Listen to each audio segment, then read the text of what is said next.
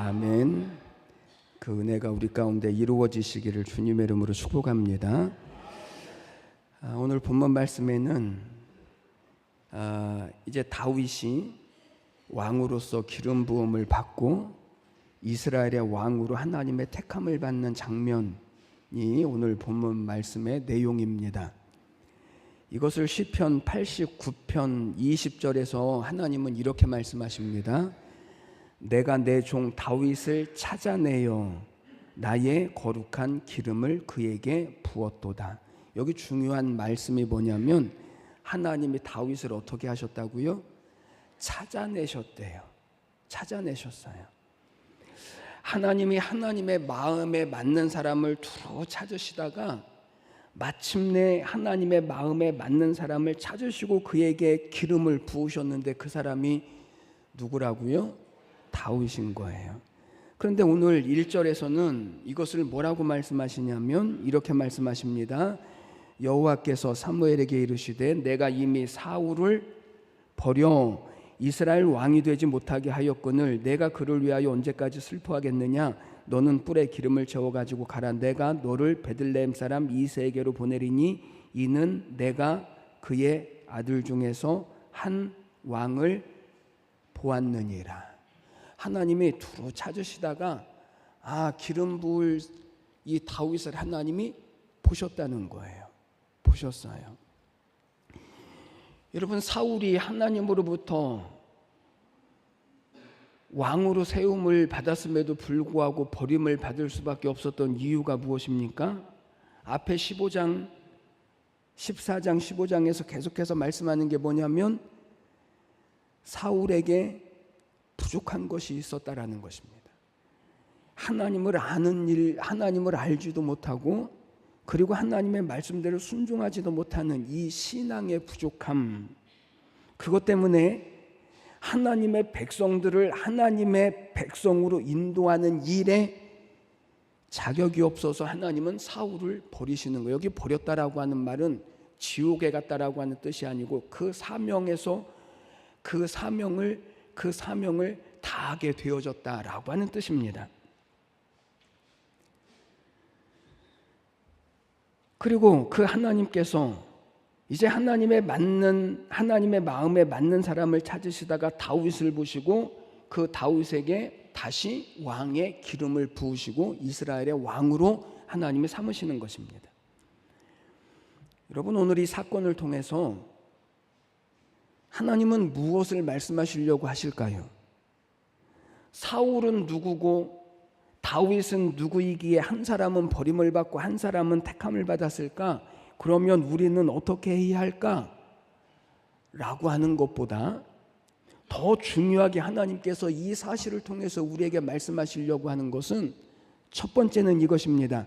하나님이 어떠한 분이시냐? 사울이 알지 못했던 그 하나님. 사울은 하나님을 알지 못해서 버림을 받았습니다. 하나님을 알지 못하니까 하나님이 무엇을 원하시는지도 알지 못하고 하나님을 어떻게 예배해야 하는지도 알지 못하고 어떻게 하나님의 말씀대로 순종하는지도 알지 못했기 때문에 사울은 버림을 받은 거거든요. 오늘 하나님이 우리에게 말씀하시려고 하시는 것은 하나님이 누구시냐예요. 아니, 하나님이 도대체 누구시길래 하나님이 택하시니까 한 나라의 왕이 되기도 하고 한 나라의 왕임에도 불구하고 하나님이 버리시니까 버림을 받을 수밖에 없을까? 도대체 이 하나님은 누구시냐 하는 것을 하나님은 우리에게 말씀하시려고 하시는 거예요. 두 번째는 그러면 우리는 어떻게 하나님을 믿고 따라야 하느냐라고 하는 것을 말씀하시죠.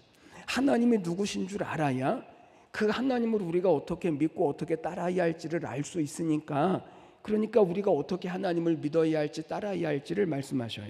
여러분, 이것 하나님이 누구시냐 하는 것과 그 하나님을 우리가 어떻게 믿고 따라야 하느냐, 이것을 한마디로 말하면 신앙이라고 말하는 거예요.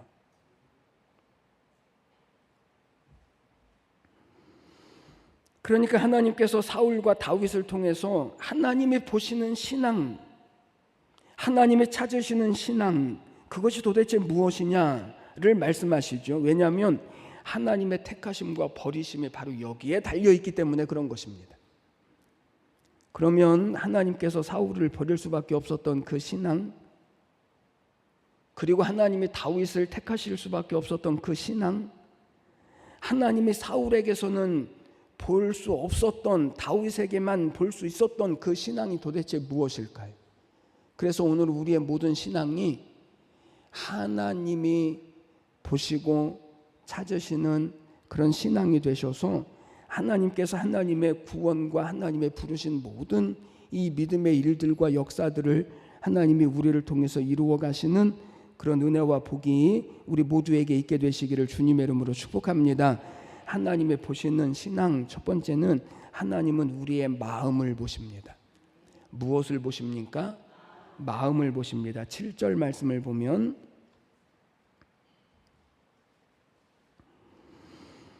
여호와께서 사무엘에게 이르시되 그의 용모와 키를 보지 말라. 내가 이미 그를 버렸노라. 내가 보는 것은 사람과 같지 아니하니 사람은 외모를 보거니와. 따라하겠습니다. 나 여호와는 중심을 보느니라. 하나님은 무엇을 보신다고요? 중심, 우리의 중심, 우리의 마음을 보셔요. 여러분, 다윗의 아버지의 이름이 이새 아닙니까? 이새에게는 8아들이 있었습니다. 다윗은 8아들 중에 막내입니다. 하나님께서 사무엘에게 이새의 아들들 가운데 내가 택한 자가 있다, 그에게 기름을 부어서 왕을 삼아라 말씀하셔서 사무엘이 이새의 집에 갑니다. 그리고 그의 아들들을 하나씩 다 면접을 보는 거죠. 먼저 장남인 엘리압이 나왔습니다.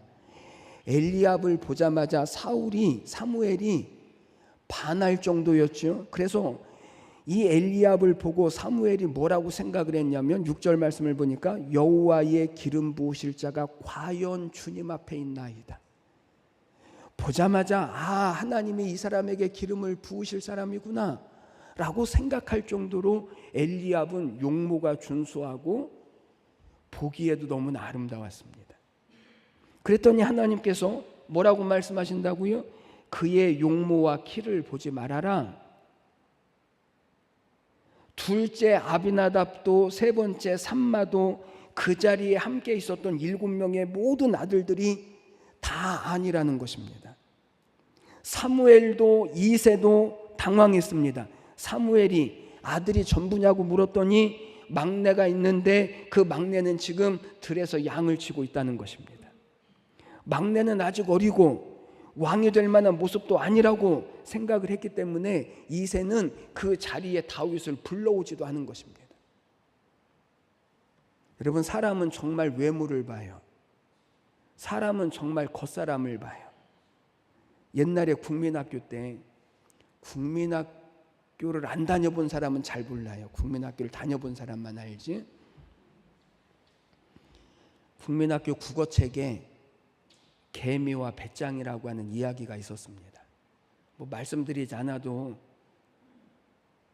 무슨 내용인지는 다 아시죠. 그때는 선생님이 묻습니다. 여러분들은 개미가 되어야 합니까? 배짱이가 되어야 합니까? 라고 물어보면 뭐라고 대답을 했을까요? 개미가 돼야죠. 개미가. 그랬습니다. 근데 요즘은 어떨까? 요즘은 이거 배우지도 않아요. 시대하고 맞지를 않는 거예요. 요즘은 개미와 배짱이가 되겠냐고 물어보면 요즘 아이들은 전부 다 배짱이가 되겠대요. 이 개미는 설득력이 없어요. 요즘 젊은이들에게 성실한 것과 부지런한 것과 열심히 일만 하는 개미는 매력이 없어요. 그런데 단 한 가지 개미를 보고 배워야 할 게 있대요. 단 한 가지. 뭘까요? 날씬한 허리.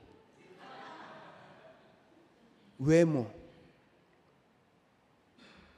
성실한 건 말고, 부지런한 건 말고, 근면한 건 말고, 열심히 일하는 건 말고,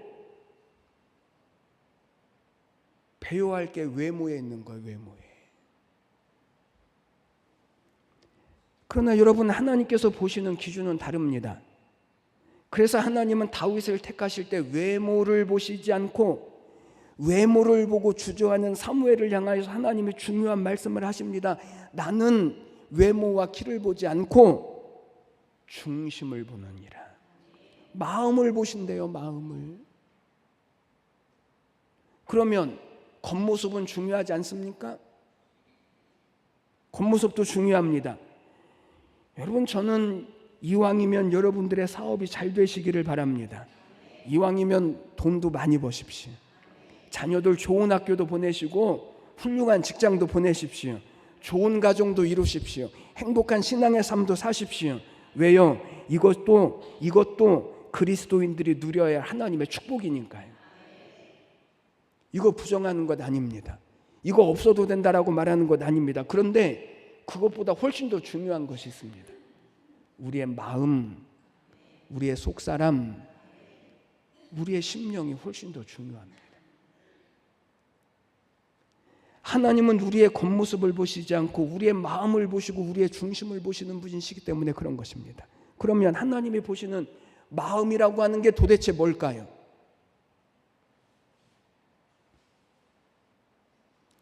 하나님이 보시는 중심이라고 하는 것이 도대체 뭘까요? 사람들이 말하는 마음으로는 하나님 믿어, 이걸까요? 아니, 도대체 하나님이 보시는 마음이 뭐예요? 하나님이 보시는 중심이 뭐예요? 믿음, 정직, 충성, 겸손,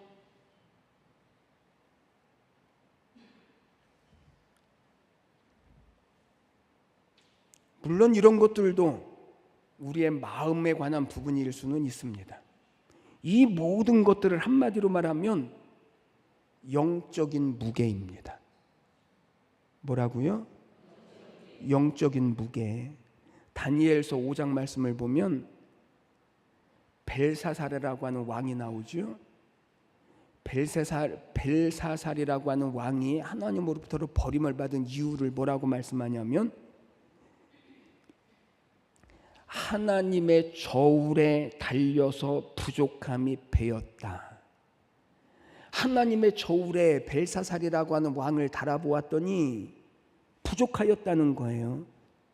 여기 부족했다라고 하는 말은 그의 몸무게가 부족했다라고 하는 말이 아니라 영적 무게가 부족했다라는 거죠. 여러분, 오늘 12절 말씀을 보십시오. 12절. 이에 사람을 보내어 그를 데려오매 그의 빛이 붉고 눈이 빼어나고 얼굴이 아름답더라. 여호와께서 이르시되 이가 그니 일어나 기름을 부으라 하시는지라. 여기 어린 다윗의 모습을 뭐라고 말했냐면 빛이 붉고 눈이 빼어나고 얼굴이 아름답더라. 여기 아름답다라고 하는 말은 외모적으로 아름답다가 아니고 내적인 아름다움, 믿음의 아름다움, 속사람의 강건함. 그러니까 하나님이 외모의 아름다움을 보시면, 외모의 아름다움을 보시고 구원을 하신다면 우리 가운데 구원받을 사람이 어디 있냐고요. 외적인 아름다움, 믿음의 아름다움, 하나님은 그걸 보시겠다는 거예요. 여러분, 나의 영적 무게는 얼마나 될까요? 나의 신앙의 무게는 얼마나 될까요?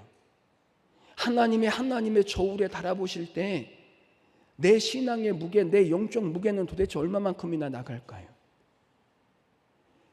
죄 앞에서, 유혹 앞에서, 실패 앞에서, 가난 앞에서, 질병 앞에서, 세상의 어떠한 물결 앞에서도 휩쓸리지 않을 만한 우리의 믿음의 무게, 영적 무게는 얼마나 될까요? 어떤 선교사님이 이런 글을 썼습니다. 나일강 오지로 선교를 떠났는데 강을 건너야 하는데 아무리 찾아봐도 배가 없는 거예요.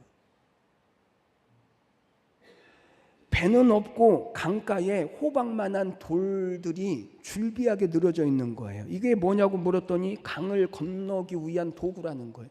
아니, 강을 건너는데 배를 타고 건너야 하는 것 아닙니까? 그런데 호박만한 커다란 돌이 이 강을 건너는 도구라는 거예요. 왜 그런가 그랬더니 이 강을 건너기 위해서는 이 호박만한 돌들을 하나씩 들쳐매고 건너야만 그 강물에 휩쓸려 떠내려가지 않고 안전하게 그 강을 건널 수 있다는 거예요. 이게 영적인 무게예요. 하나님은 이 영적인 무게를 보시는 거예요. 그런데 영적 무게가 없어요. 너무나 쉽게 삐지고 서운해하고 시험에 들고 들어왔다 나갔다 하고, 그래서 내 믿음이 진짜 믿음인지 아닌지는 어느 자리에 가서 보아야 하냐면 어려운 상황과 어려운 문제 앞에 부딪혀 보아야 내가 가지고 있는 신앙이 진짜인지 아닌지 구분이 되어지는 거예요. 겉으로는 잘 믿는 것 같지만 실제로 예수님을 믿는가 하는 이 믿음의 내용, 믿음의 검증은 비로소 시험 앞에 가봐야, 문제 앞에 가봐야, 하나님을 부인할 만한 자리에 가봐야 비로소 내가 하나님을 믿는 믿음이 어떠한지를 알 수 있는 거예요.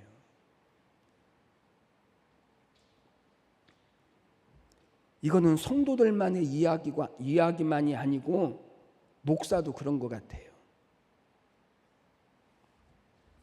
어떤 집사님이 목사님에게 상담을 하러 왔습니다. 무서워서 죽겠다는 거예요. 뭐가 무섭냐고 그랬더니 자기가 교회를 계속해서 나가면 남편이 죽이겠다는 거예요. 차라리 죽여버린다. 그러니 목사님 어떻게 하면 좋을까요? 목사님이 뭐라고 대답했을 것 같아요? 목사님이 이렇게 대답을 했어요. 집사님, 믿음을 가지십시오. 저도 기도할 테니까 집사님 믿음을 가지십시오. 하나님이 집사님을 꼭 지켜주실 겁니다. 믿음을 가지십시오. 그리고 돌려보냈습니다. 몇 주일이 지나서 집사님이 다시 찾아왔습니다. 목사님, 다른 문제가 생겼습니다. 그럼 무슨 문제가 생겼습니까? 남편이 다른 말을 했다는 거예요. 무슨 말을 했냐고 그랬더니 계속해서 자기가 교회를 다니면 이제는 너네 교회 목사님을 죽여버리겠다 그랬다는 거예요. 목사님 어떻게 하면 좋아요? 아니, 집사님을 죽이겠다라고 얘기했을 때는 집사님 내가 기도할 테니까 지지 마십시오 그랬는데, 이제 목사님을 죽이겠다라고 하니까 목사님이 뭐라고 얘기했을까요? 집사님, 다음 주부터는 옆에 있는 천주교회로 가십시오.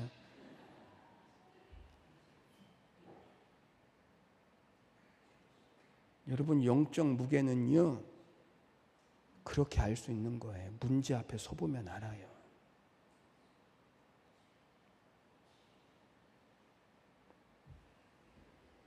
따라 하겠습니다. 몸무게만 신경 쓰지 말고 영적 무게도 신경을 씁시다. 시작.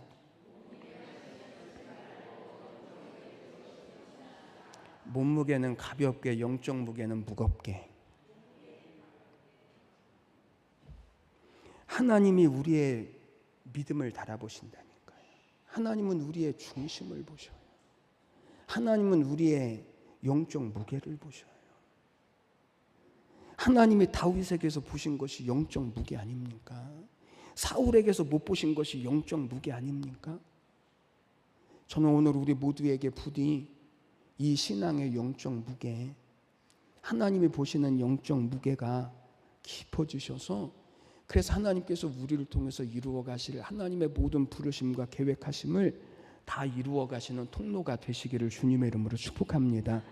두 번째는 하나님은 미래를 보십니다. 하나님이 무엇을 보십니까? 미래를 보십니다. 미래.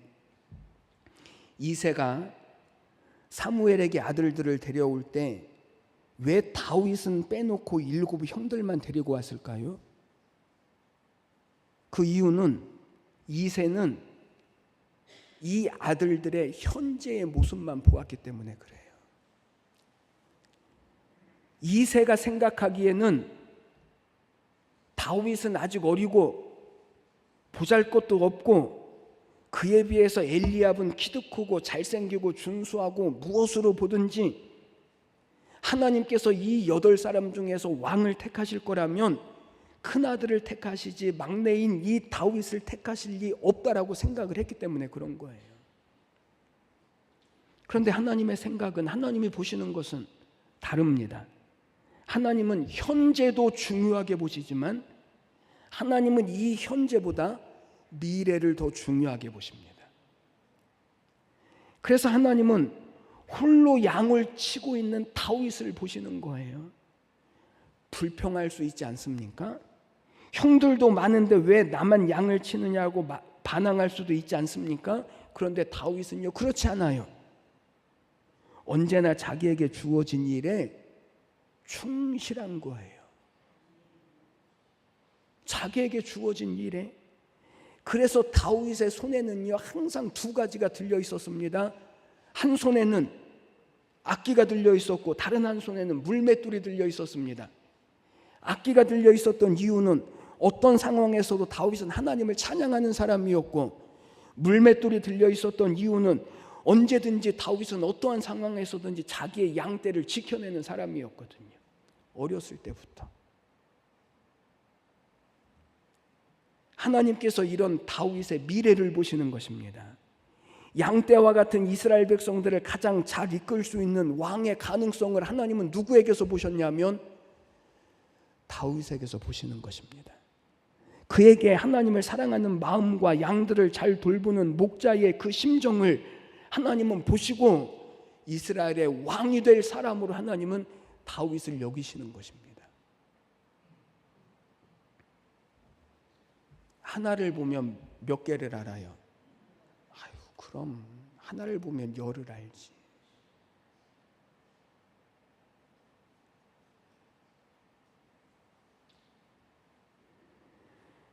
그러므로 여러분, 지금 내가 처해 있는 상황이나 지금 내 모습 때문에 포기하거나 낙심하지 마십시오. 하나님은 지금의 이 모습을 통해서 하나님은 무엇을 보시냐면 우리의 미래를 보시니까. 다윗을 보십시오. 오늘이 사무엘상 16장에서 다윗은 하나님으로부터 왕으로 기름 부음을 받아요. 그런데 실제로 다윗이 사무엘하 5장에 가서 비로소 왕이 되어져요. 그 시간이 10년이 넘습니다. 하나님으로부터 왕으로 기름 부음을 받았음에도 불구하고 다윗의 현실은 어떻습니까? 여전히 목동입니다. 사람의 보기에 달라진 것이 하나도 없습니다. 그런데 하나님의 눈에는 다윗을 누구로 보신다고요? 이스라엘의 왕으로 보신다니까요. 왕으로. 하나님으로부터 왕으로 인정받았지만 왕의 자리에 앉기까지 이 너무나 긴 시간 동안 다윗은 오히려 핍박을 받고 고난을 받고 쫓기는 삶을 삽니다. 아마 왕으로 기름 부음을 받지 않았으면 다윗은 그런 고단한 삶을 살지 않았을 거예요. 그래도 하나님의 약속을 믿기 때문에 다윗은 이 고단한 현실을 극복해낼 수 있었고 하나님이 원하시는 사람으로 다윗은요 만들어져 가는 거예요. 여러분, 믿음이 무엇입니까? 믿음이 뭔가요? 믿음은 사람이 주는 신분으로 사는 것이 아니라 하나님이 주시는 신분으로 사는 것입니다. 시작.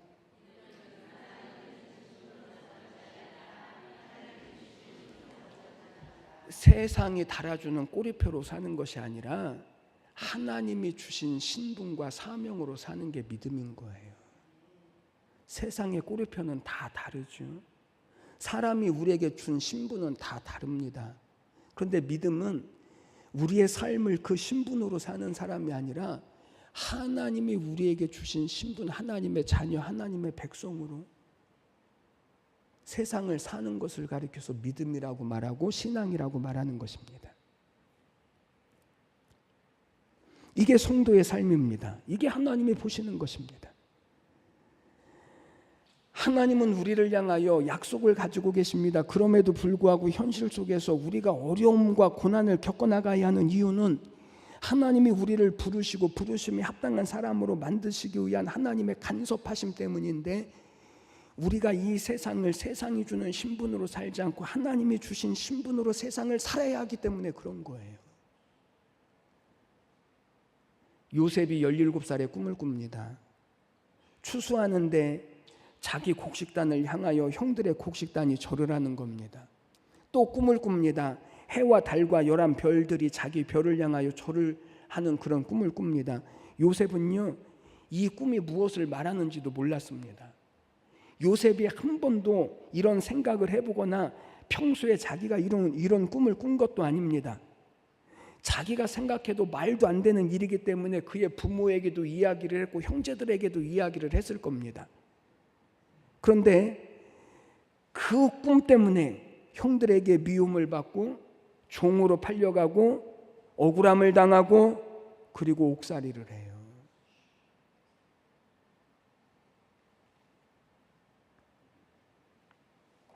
이게 요셉의 현실이잖아요. 그런데 하나님은 뭐라고 말씀하시냐면 시편 105편 말씀을 보니까 여호와의 말씀이 이루어질 때까지 그의 말씀이 그를 단련하셨도다. 이 말은 요셉의 생애를 하나님이 계획하셨고 요셉이 작정한 게 아니라 하나님이 계획하셨고 하나님이 작정하셨고 하나님이 간섭하고 계시고 하나님이 인도해 가신다는 거예요. 형들에게 미움을 받고 종으로 팔려가고 유혹을 받고 억울하게 누명을 뒤집어 써서 감옥에 갇히고, 우리가 생각하기에는 하나님이 계시면 이러면 안 되는 것 아닙니까?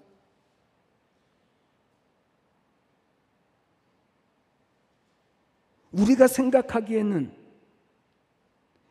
우리의 삶에 전혀 도움도 안 되고 차라리 없는 것이 더 낫겠다라고 하는 생각이 드는 이런 고통과 이런 고난을 통해서 하나님은 요셉을 무엇으로 만들어 가시냐면 애굽의 총리로 만들어 가시는 거예요. 요셉이 어쩌다가 꿈 하나 잘 꾸어서 형통한 사람이 된 게 아니라니까요. 이 모든 과정들을 통해서 총리직을 수행할 수 있는 실력을 갖추어서 그것이 갖추어질 때까지 하나님은 요셉을 단련시키시고 만들어 가시고 준비시키시는 거예요. 시간만 지나면 잘 되겠지, 천만의 말씀이에요.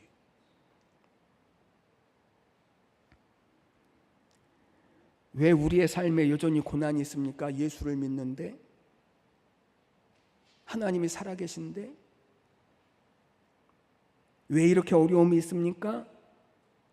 그 앞에서 다윗과 같은 사람, 영적인 무게가 있는 사람은 이 고난 때문에 어려움 때문에 포기하거나 핑계하지 않아요. 왜냐하면 하나님이 보시는 것은 현실, 나의 지금 현실이 아니라 나를 만들어내실 미래에 있기 때문에 그런 거예요. 이걸 믿는 것이 신앙입니다.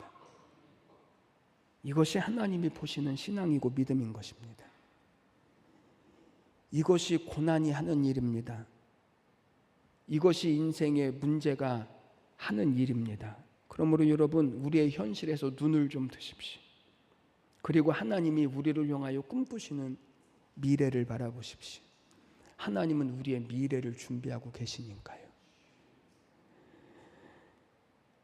우리의 인생을 나 혼자 책임지고 있다라고 생각하지 마십시오. 하나님이 계획하셨고 하나님이 부르셨고 하나님이 간섭하고 계시고 하나님이 이끌어 가십니다. 우리의 인생은 실패할 리 없습니다. 하나님께서 이 모든 것을 합력하여서 선을 이루실 것이기 때문에 그렇습니다. 다윗이 나중에 왕이 되고 요셉이 총리가 된 것을 우리가 다 아는 것처럼 하나님께서 또한 여러분들의 생애를 승리와 축복의 자리로 반드시 인도해 가실 줄을 하나님은 다윗을 통해서 우리에게 보기를 원하시는 것입니다. 우리는 다 그 과정 가운데 있습니다. 그렇다면 지금 우리의 삶의 과정을 우리가 무엇으로 살아내야 하냐면 믿음으로 살아내야 합니다. 하나님의 말씀으로 살아내야 합니다. 감사로 연단을 이루시면서, 그래서 하나님께서 오늘 다윗을 통하여서 하나님이 행하실 모든 일들을 이루셨던 것처럼 오늘 우리와 이 교회를 통해서 하나님께서 계획하시고 섭리하시는 모든 구원과 역사를 이루어 가시는 통로가 되시기를 주님의 이름으로 간절히 축복합니다. 기도드리겠습니다. 하나님 아버지, 은혜와 사랑을 감사합니다. 오늘도 우리를 붙드시고 인도하시고 우리를 택하신 분이 하나님이시고 섭리하시고 이루시는 분도 하나님이신 줄을 하나님 저희들이 믿습니다. 그러니 우리의 현실에서 믿음의 눈을 들게 하여 주사 하나님께서 계획하시고 이루실 하나님 미래를 바라보게 하여 주옵시고 하나님께서 기뻐하시는 믿음의 통로들이 다 되게 하여 주시옵소서. 감사드리며 예수님의 이름으로 기도드리옵나이다. 아멘.